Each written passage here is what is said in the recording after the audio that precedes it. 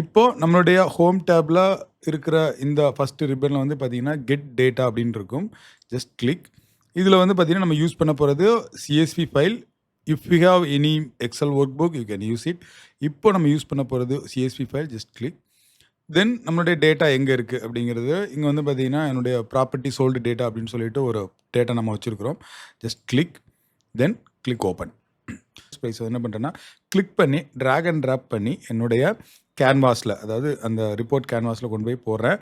போட்டோன்னா வந்து பார்த்தீங்கன்னா, ரொம்ப சிம்பிளாக ஃபஸ்ட்டு நம்மளுடைய விஷுவலை வந்து சஜஸ்ட் பண்ணும். ஸ்டாக்டு பார் சார்ட் அப்படிங்கிறத கிளிக் பண்ணோம் அப்படின்னம்னா, இமீடியட்டாக வந்து பார்த்தீங்கன்னா, அது வந்து ஸ்டாக்டு பார் சார்ட்டுக்கு வந்து மாறிடும். ஓகே, ஏரியா வைஸாக எனக்கு வந்து என்ன சேல்ஸ் அப்படிங்கிறத பார்க்குறது தான் என்னுடைய கோல்.